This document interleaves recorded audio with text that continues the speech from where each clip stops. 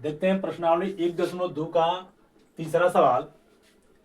इसमें लिखा है कि सिद्ध कीजिए कि एफ एक्स बराबर ये महत्तम पूर्णांक है। यहाँ पर लिखा भी है द्वारा प्रदत्त महत्तम पूर्णांक फलन एफ आर से आर में, माने कोई समुच्चय वास्तविक संख्याओं का हो और कोई समुच्चय वास्तविक संख्याओं का हो, न तो एकैकी है और न आच्छादक है। जहां पर ये जो लिखा गया है महत्तम पूर्णांक, वह यक्ष से कम या उसके बराबर महत्तम पूर्णांक को निरूपित करता है, यानी इसको महत्तम पूर्णांक कहते हैं। इसका अर्थ यहाँ दे भी दिया गया है कि कोई भी वास्तविक संख्या होगा तो उसके बराबर या उससे कम वाले पूर्णांक को लिखना है। अगर कोई पूर्णांक हम यहाँ पर लिख दें, मान लो कि 2 लिख दें, तो 2 का महत्तम पूर्णांक इसके बराबर ही कोई पूर्णांक मिलेगा, तो ये 2 हो जाएगा। अगर कोई वास्तविक संख्या में मान लो 2.1 लिखें तो इससे कम कह रहा है, तो इससे कम जो पूर्णांक आएगा तो इससे कम पूर्णांक 2 आ जाएगा। अगर हम लोग 0.1 की बात करें तो 0.1 से छोटा पूर्णांक हम लोगों को 0 मिल जाएगा। तो इस बात को हम लोग यहाँ पर लिखते हैं, समुच्चय लिख करके समझते हैं।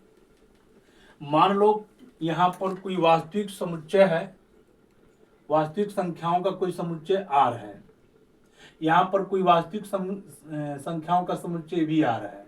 आर से आर में यह फलन परिभाषित है। इसमें वास्तविक संख्याओं को हम लिख सकते हैं, वास्तविक संख्या में आ जाएगा 0, 1, 2, 3 से लेकर के अनंत तक, -1, -2 से लेकर के अनंत तक। यही चीज यहाँ पर भी लिखेंगे, -1, -2 से लेकर के अनंत तक, ये 1, 2, 3 से लेकर के अनंत तक। तो इसमें महत्तम पूर्णांक के लिए अगर हम लोग 0 का निकालें तो 0 का महत्तम पूर्णांक 0 हो जाएगा, यानी 0 का संबंध 0 से मिलेगा। 1 का अगर निकालते हैं, 1 का पूर्णांक 1 हो जाएगा। 2 का निकालेंगे 2 हो जाएगा। इसी तरह से ये केवल पूर्णांक के लिए हो गया, लेकिन वास्तविक संख्या इनके बीच बहुत सी असंख्य वास्तविक संख्याएं होंगी, जिसे इसके बीच में आ सकता है 1.1 या 1.2, 1.3, बहुत सी संख्याएं आएंगी। तो 1.1 का अगर निकालें तो ये महत्तम पूर्णांक देखो 1.1 से छोटा जो पूर्णांक मिलेगा वो 1 होगा। तो यहाँ पर इसका 1.2 का भी निकालेंगे तो 1 होगा, तो यहाँ इसका भी 1 हो जाएगा, इसका भी 1 हो जाएगा। तो यहाँ पर 0 के नियर अबाउट अगर लिख दें, 0 से अगर मान लो 0 से कम वाला लिख दें, 0 से अधिक वाला लिख दें, 0 से अधिक वाला लिख दें मान लो 0.1, तो इसका भी छोटा पूर्णांक 0 मिल जाएगा। इसके लिए लिख देते हैं, अगर यहाँ पर ध्यान देंगे, अब इसको हम लोग संख्या रेखा से भी समझ सकते हैं। तो यहाँ पर देख रहे हैं कि 2 या 2 से अधिक अवयवों का एक निश्चित प्रतिबिंब सप्रांत में उपस्थित हो रहा है। तो एकैकी तो नहीं है, ये बहु एकैकी है, एकैकी नहीं है। इसका महत्तम पूर्णांक का अर्थ हम यहाँ संख्या रेखा से भी समझ सकते हैं। मान लो ये संख्या रेखा पर कोई वास्तविक संख्याओं को लिखा जा रहा है, ये 0 या 1, ये 2 और भी लिखा जा सकता है, ये -1, -2, चलो यहाँ पर और बढ़ा देते हैं, ये -2, -3 और भी लिख सकते हैं। अगर इसके बीच में कोई पूर्णांक आ जाए, मान लेते हैं कोई वास्तविक पूर्णांक नहीं, कोई वास्तविक संख्या आ जाए, जैसे 0 मान लो हम 3 कर लें, इसके बीच में 0.4 कर लें, ये मान लेते हैं 1.2 कर लें, 1.5 कर लें, यहाँ पर मान लेते हैं कि 2.1 कर लें, इसी तरह से बहुत सी संख्या मिलेंगी। तो 0.3 से छोटा यहाँ पर बोला गया है, से कम या उसके बराबर, तो 0.3 से छोटा पूर्णांक कौन मिल रहा है? 0। 0.4 से छोटा पूर्णांक का मिलेगा? 0। इसी तरह से इनके बीच में जो भी वास्तविक संख्याएं आएंगी उनका पूर्णांक 0 होगा। तो बहुत से संख्याओं का संबंध 0 से मिल जाएगा। यहाँ पर देख लेते हैं 1.2 से छोटा कौन हो जाएगा? 1.2 से छोटा पूर्णांक का मिल रहा है 1। उसी तरह से 1.5 से छोटा पूर्णांक का मिल जाएगा 1। यहाँ पर देख लेते हैं, अगर यहाँ पर हम लोग लिख दें, जैसे मान लो कि यहाँ ऋणात्मक कर लें, जैसे 0.5 कर लें, तो 0.5 यहाँ पर देख रहे हैं, तो इससे छोटा पूर्णांक ये 0 नहीं होगा, इससे छोटा हाई होगा, तो इसका छोटा पूर्णांक ऋण 1 मिलेगा। अगर यहाँ से हम 0.99 कर लें ऋण करके, तो इससे छोटा मिलेगा हाई, क्योंकि इसके बाएं तरफ जो भी संख्याएं होंगी ये दाएं वाली संख्याओं से छोटी होती हैं, तो इससे छोटा हाई मिलेगा, इससे छोटा हाई मिलेगा। तो ये इसका आंसर आ जाएगा -0, इसका हो जाएगा 0। यहाँ पर देखेंगे ऋण 0.5 से छोटा पूर्णांक -1, ऋण 0.99 से छोटा पूर्णांक क्या मिलेगा, -1, छोटा ये मिल जाएगा। अगर यहाँ पर हम बात कर लें कि ऋण 1.5 की बात कर लें तो ऋण 1.5 यहाँ पर कहीं पड़ेगा, तो इससे छोटा ऋण 2 मिल जाएगा, तो ये ऋण 2 होगा। तो यहाँ पर हम देख पा रहे हैं कि ये महत्तम पूर्णांक इसके बराबर या इससे छोटा है। अब यहाँ पर देख रहे हैं कि एकाएकी नहीं है, तो इस बात को हम लोग गणितीय भाषा में कैसे लिखेंगे, अब इनको समझ लेते हैं। हम यहाँ से इस तीर आरेख के द्वारा तुम समझ लिए कि यह एकाएकी नहीं होगा। अब यहाँ पर जब एकाएकी नहीं होगा तो इनको हम लोग लिखेंगे, यहाँ पर लिखेंगे, दिया गया है कि जो fx है वह x, जहां पर ये फलन r से r में परिभाषित है, तो यहां पर लिखेंगे कि यह महत्तम पूर्णांक एकाएकी फलन नहीं है। तो यहां पर सीधे सीधे लिखेंगे एकाएकी के लिए, एकाएकी यह फलन f एकाएकी नहीं है, एकाएकी नहीं है।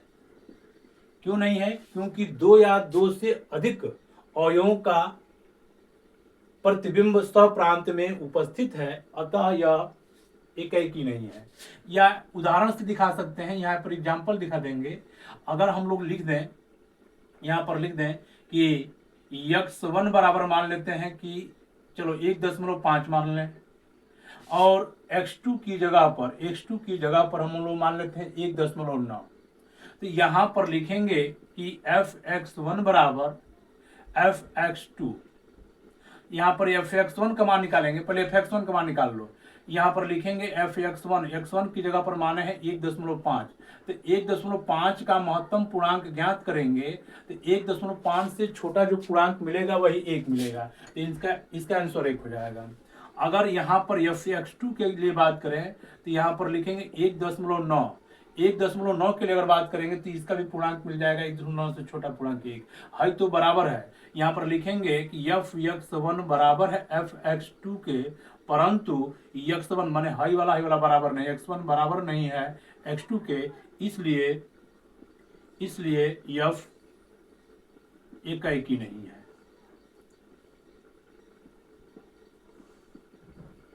इसको इस तरह से लिखेंगे। अब आच्छादक के लिए देख लेते हैं, ये तो एकाएकी के लिए हो गया। अब आच्छादक के लिए देख लेते हैं। आच्छादक में देखो, यहां पर जो भी मान इधर मिल रहा है ये सदैव पूर्णांक ही मिल रहा है, लेकिन इसके बीच में ये वास्तविक संख्या है, तो इसके बीच में 1.5 भी होगा, 1.6 भी होगा, तो ये छूट जा रहे हैं। तो यहां पर हम लोग लिख सकते हैं इस तरह से कि सहप्रांत में सभी पूर्णांकों के अतिरिक्त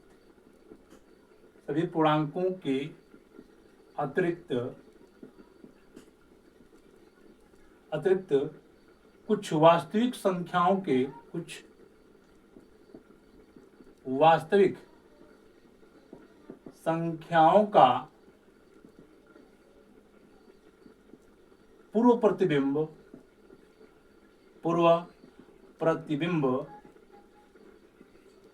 प्रांत में उपस्थित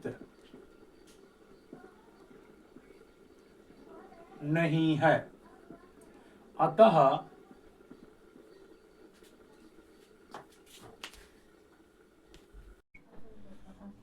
हम कह सकते हैं कि अतः f एक आच्छादक फलन नहीं है, आच्छादक फलन नहीं है।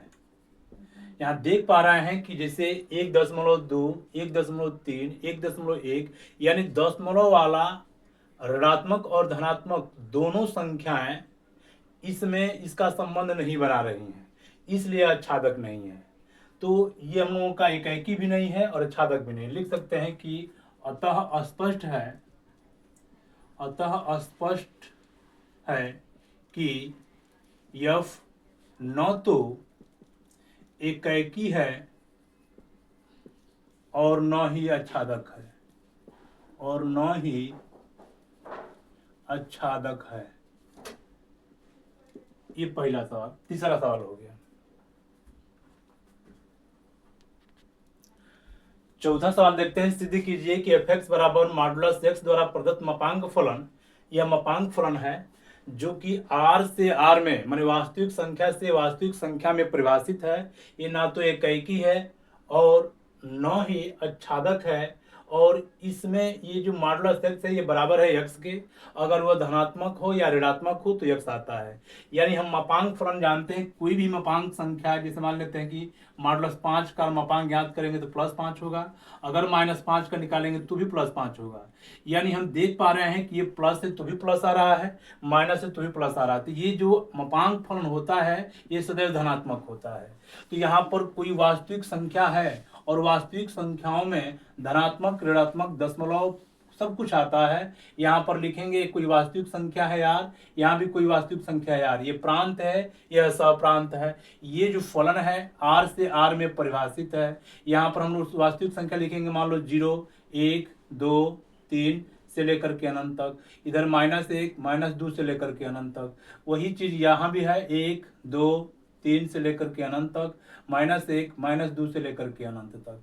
तो यहाँ पर मॉडुलस हमको ज्ञात करना है। मॉडुलस में हमको ये जो परिभाषित किया गया है, एफ एक्स का मान दिया गया है मॉडुलस एक्स। यदि एक्स का मान हम लोग 1 भर लें तो ये मॉडुलस 1 का मापांक निकालेंगे तो 1 आएगा।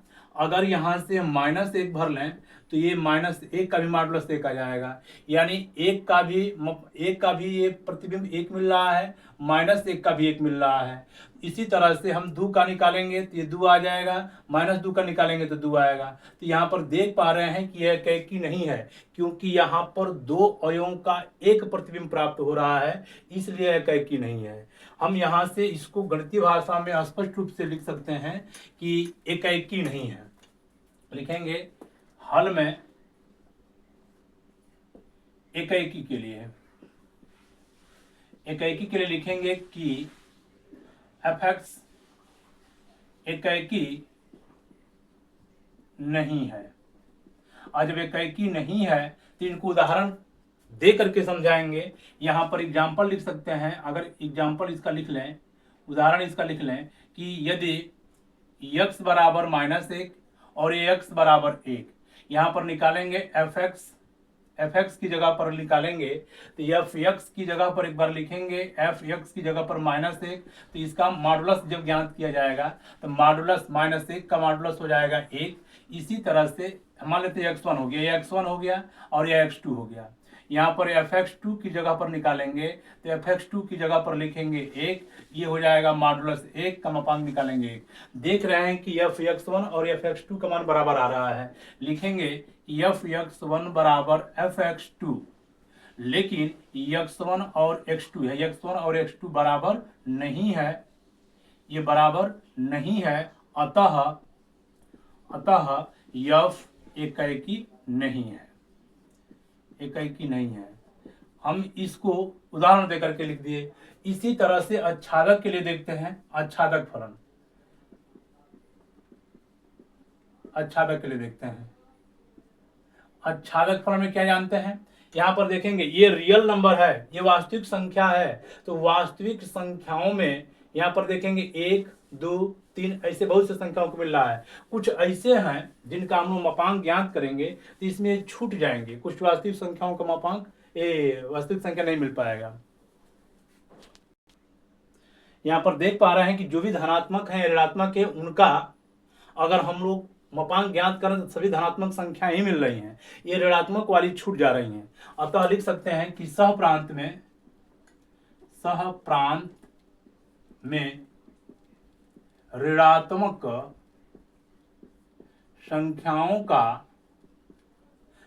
संख्याओं का पूर्व प्रतिबिंब प्रांत में उपस्थित नहीं है, प्रांत में उपस्थित नहीं है। इसलिए यफ आच्छादक फलन नहीं है, आच्छादक नहीं है। अतः स्पष्ट है, लिख सकते हैं, अतः स्पष्ट है कि यफ न तो एकाएकी है और न ही आच्छादक है। आच्छादक है, यहाँ देख रहे हैं चाहे प्लस हो चाहे माइनस हो, उसका अगर हम अपांक ज्ञात कर रहे हैं तो सदैव धनात्मक पूर्णांक इधर मिल रहा है, लेकिन यहाँ पर ऋणात्मक संख्याएं छूट जाएंगी। ऋणात्मक संख्याओं का इधर कोई पूर्व प्रतिबिंब नहीं है, अतः आच्छादक नहीं है। ये चौथा हो गया। देखते हैं पांचवा, ये चिन्ह फलन कहलाता है। दिया गया है कि यह आर से आर में परिभाषित है, जहां पर ये दोनों आर जो दिया गया है ये प्रांत के लिए या सप्रांत के लिए दोनों वास्तविक संख्याएं हैं। और इसमें ये फंक्शन दिया गया है कि यदि ये वास्तविक संख्या यानी प्रांत 0 से बड़ा है तो उसका सहप्रांत 1 है, हमने उसका प्रतिबिंब 1 बनेगा। अगर 0 की बराबर है तो 0 बनेगा, 0 से जब छोटा है तो -1 होगा। तो हम यहाँ पर एक बना लेते हैं, एक समुच्चय आर, वास्तविक संख्याओं का समुच्चय, यहाँ भी वास्तविक संख्याओं का समुच्चय। ये भी आर है, ये भी आर है, आर से आर में परिभाषित है। यहाँ लिखेंगे 0, 1, 2, 3 से लेकर के अनंत तक। इधर -1, -2, -3 से लेकर के अनंत तक। इधर भी हो जाएगा 0, 1, 2, 3 से लेकर के अनंत तक। ये -1, -2 से लेकर के अनंत तक। यहाँ पर हम देख पा रहे हैं कि यदि अब 0 ले लेंगे, प्रांत का मान अगर 0 ले लेंगे तो इसका जो प्रतिबिंब बनेगा वह 0 प्राप्त होगा। फिर यदि हम 1 ले लें तो 0 से जब बड़ा होगा तो 0 से 1 बड़ा है तो इसका प्रतिबिंब 1 होगा। हम 2 ले रहे हैं तो 2 भी 0 से बड़ा है तो इसका भी प्रतिबिंब 1 होगा। हम 3 ले रहे हैं, 3 का भी 1 हो जाएगा। हम यहाँ पर देख रहे हैं कि कई अवयवों का एक ही प्रतिबिंब इसमें प्राप्त हो रहा है। तो यह एकाएकी तो नहीं हुआ, ये बहु एकाएकी होगा, लेकिन हमको एकाएकी और आच्छादक में बताना है। यहाँ देखते हैं माइनस वाला, -1 यदि 0 से छोटा है, -1 0 से छोटा है तो इसके लिए -1 होगा। ये भी 0 से छोटा है तो 20 का होगा। इसके आगे जो भी आएगा वह सब -1 पर आएगा। तो यहाँ देख रहे हैं कि प्रतिबिंब में 3 ही चीज मिल रहा है, 0, 1 और -1। तो ये तो हम लोगों का प्रतिबिंब के लिए हो गया, ये प्रतिबिंब हो गया इसका। अब यहां पर देख पा रहे हैं कि यह 3 या 3 से अधिक अवयव का एक ही मिल रहा है, तो यह बहु एकाएकी कहलाएगा, ना कि एकाएकी कहलाएगा। तो हम लोग लिखेंगे, हल लिख देते हैं इसका। लिखेंगे पहले एकाएकी के लिए। तो एकाएकी में क्या जानते हैं कि प्रांत की समस्त अवयवों का एक निश्चित और अद्वितीय प्रतिबिंब सहप्रांत में उपस्थित हो तो उसे एकाएकी फलन कहेंगे। लेकिन यहाँ पर एकाएकी नहीं है, तो यहाँ पर डायरेक्ट हम लोग लिख सकते हैं कि फलन, चिन्ह फलन लिख देना, चिन्ह फलन यफ एकाएकी नहीं है, एकाएकी नहीं है। जब एकाएकी नहीं है तो इनको उदाहरण देकर के समझाएंगे। यहाँ पर कोई एग्जाम्पल ले लेते हैं। अगर x बराबर हम 1 भर लें और x बराबर मान लो 2 भर लें, यहाँ x1 भर लें, एक में x2 भर लें। ये देख पा रहे हैं कि जब x1 है तो यहाँ पर हम लोग लिखेंगे f x1 का मान, f x1 की जगह पर लिखेंगे यदि 1, तो जब 1 मान भर रहा है f1 के लिए मान आ रहा है 1। इसी तरह से f x2 के लिए लिखेंगे तो f x2 के लिए 2, तो 2 का भी मान आ जा रहा है 1। तो यहाँ पर देख रहे हैं कि f x1 और f x2 ये बराबर आ रहा है। तो यहाँ लिखेंगे कि अतः f x1 बराबर f x2 के बराबर आ गया। लेकिन हम लोग ये देख रहे हैं कि x1 और x2 बराबर नहीं है, तो जब ये बराबर नहीं है अतः f एकाएकी नहीं है, एकाएकी नहीं है। अब आच्छादक के लिए देखते हैं। आच्छादक के लिए समझते हैं। आच्छादक में देखो, यहां पर 1, 0, -1 को छोड़कर सभी अवयव, किसी भी अवयव का इसमें अब प्रतिबिंब प्राप्त नहीं हो पा रहा है। तो लिखेंगे सहप्रांत में -1, 0 व 1 के अतिरिक्त किसी भी अवयव कह लो या संख्या कह लो, किसी भी अवयव का पूर्व प्रतिबिंब प्रांत में उपस्थित नहीं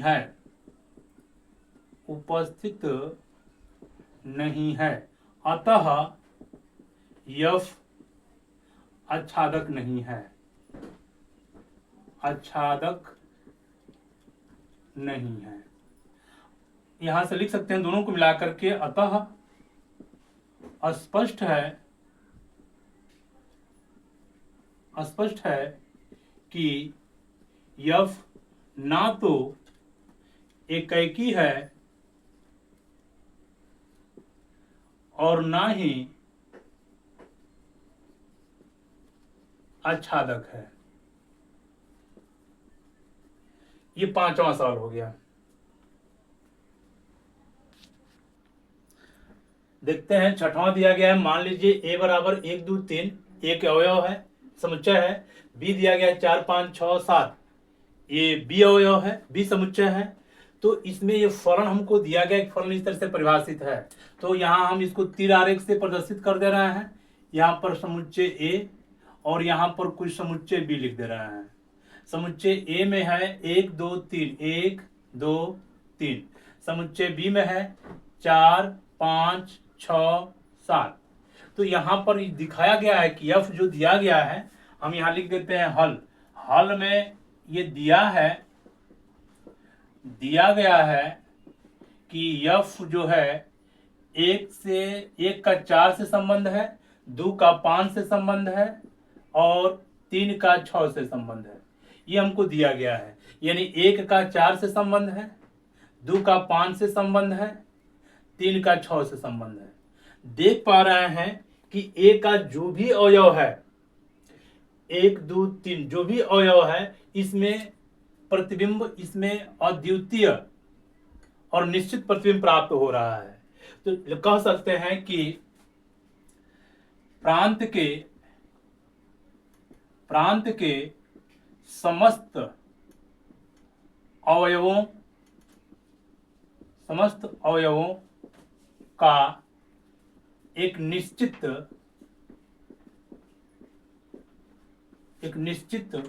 व अद्वितीय प्रतिबिंब सह प्रांत में उपस्थित है।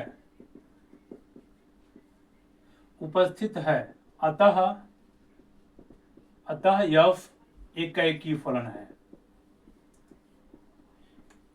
इसको ऐसे ही लिख करके दिखा देंगे, आप इस चित्र को बना करके दिखा देंगे। ये 6वां हम लोगों का सवाल हो गया।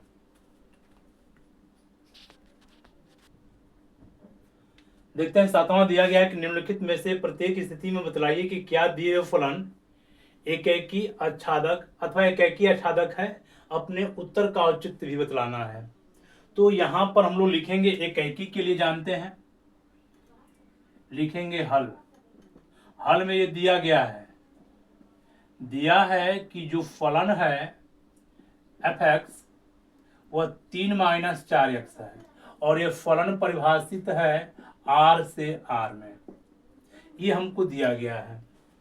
तो एकाकी के लिए क्या जानते हैं? एकाकी के लिए हम लोग जानते हैं, एकाकी के लिए fx1 बराबर fx2 के लिए हल करने पर यदि x1 बराबर x2 आ जाता है तो हम कहते हैं कि यह एकाकी फलन है। तो लिखेंगे कि यदि माना fx1 बराबर fx2, तो ये x था तो यहाँ पर x आया है, x1 रहेगा तो यहाँ जहाँ x है वहाँ x1 आ जाएगा। तो हम लोग लिखेंगे यहाँ पर 3 - 4x1। fx2 के लिए लिखेंगे 3 - 4x2।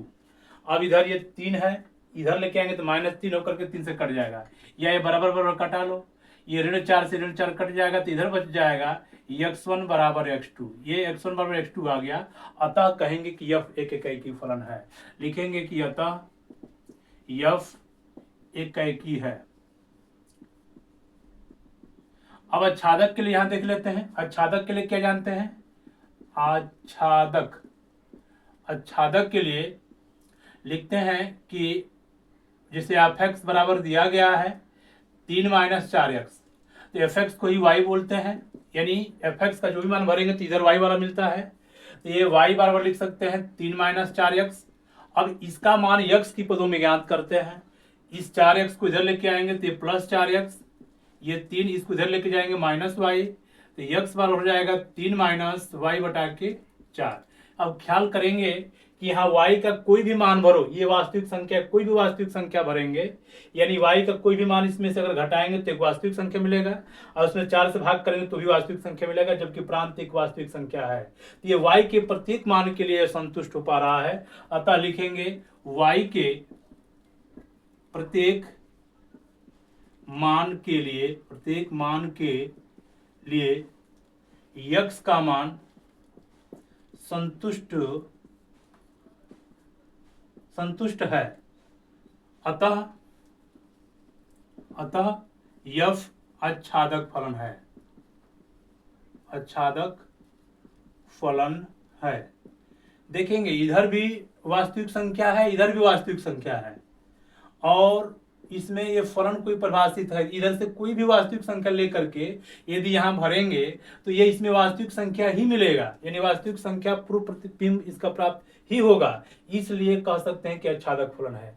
हम यहाँ पर x का मान y के पदों में ज्ञात कर लिए, y का कोई भी मान यदि भरते हैं तो एक वास्तविक संख्या मिलेगा, और जबकि ये सब रियल वास्तविक संख्या ही है, अतः कह सकते हैं कि y के प्रत्येक मान के लिए x में यानी प्रांत में, ऐसे भी लिख सकते हैं कि सह प्रांत के प्रत्येक अवयव के लिए प्रांत में पूर्व प्रतिबिंब विद्यमान है, अतः यह आच्छादक फलन है। इस तरह से भी इसको लिख सकते हैं। ये 7वां का पहला हो गया।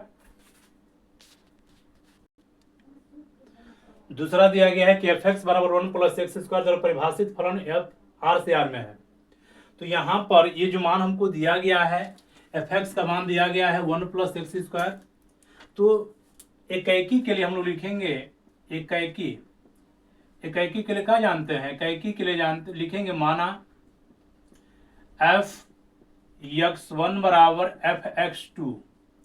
तो f(x1) देखेंगे, अगर x1 यहाँ रहेगा तो यहाँ x1 आएगा, तो यहाँ लिखेंगे 1 + x1²। जहाँ जहाँ x है वहाँ x1 भर दो। x2 के लिए निकालेंगे तो 1 + x2², ये 1 से 1 कट जाएगा। x1² बराबर x2²। अगर x1 बराबर 1 निकालेंगे तो प्लस माइनस करड़ी में x आ जाएगा, अब x केवल x आ जाएगा। अब ध्यान देंगे कि यहाँ पर x1 का दो मान आ रहा है, एक बार प्लस और एक बार माइनस, एक बार प्लस और एक बार माइनस। लिख सकते हैं कि अतः यह इकाई नहीं है, केवल एक मान आना चाहिए, x1 बराबर x2।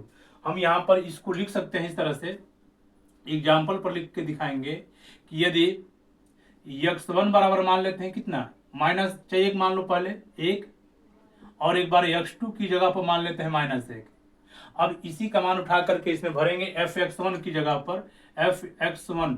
तो f(x1) का मान यहाँ पर जब लिखेंगे तो लिखेंगे 1 + x1। f(x1) की जगह पर इसे कर लो, f(x1) की जगह पर लिखेंगे 1, तो ये हो जाएगा 1 + 1 का वर्ग कर देंगे 1, और 1 और 1 मिलकर कितना, 2। इसी तरह से f(x2) के लिए निकालेंगे तो f(x2) की जगह पर -1 है, 1 + -1 का वर्ग कर देंगे, 1 और 1 मिलकर के 2। ये दोनों मान बराबर आ जा रहा है, लिखेंगे f(x1) बराबर f(x2), ये दोनों मान बराबर आ गए, लेकिन x1 और x2 आपस में बराबर नहीं है। लिखेंगे x1 बराबर नहीं है x2 के, इसलिए f इकाई नहीं है, f इकाई नहीं है। अब देखते हैं आच्छादक के लिए। आच्छादक के लिए निकालेंगे, आच्छादक के लिए लिखेंगे कि f(x) का जो मान दिया गया है 1 + x², हम f(x) को ही y कहते हैं, y बराबर f(x), तो ये f(x) की जगह पर y बराबर हो जाएगा 1 + x²। अगर इनको इधर लेके आएंगे तो y - 1 बराबर x², यानी लिख सकते हैं कि x² बराबर y - 1। तो x बराबर वर्गमूल निकालेंगे तो प्लस माइनस करड़ी में y - 1। यहाँ पर एक चीज का देखेंगे, ये यहाँ पर कोई भी ऋणात्मक मान भरेंगे, यहाँ से देखेंगे ये वास्तविक संख्या है, ये भी वास्तविक संख्या है। इस वास्तविक संख्या मान लो 0 भी आएगा, 1 भी आएगा, 2 भी आएगा, 3 भी आएगा, भिन्न भी आएंगे, ऋणात्मक भी आएंगे। तो इस तरह से अगर हमको एक उदाहरण के तौर पर देखें, देखो अगर हम यहाँ -1 भर दे रहे हैं, y का मान -1, तो -1 और -1 मिलकर के -2, तो ये कड़ी में -2, जबकि कड़ी में तो इधर भी कोई वास्तविक संख्या नहीं मिलेगा, क्योंकि ये वास्तविक संख्या नहीं है, ये अवास्तविक संख्या, ये नहीं मिलेगा।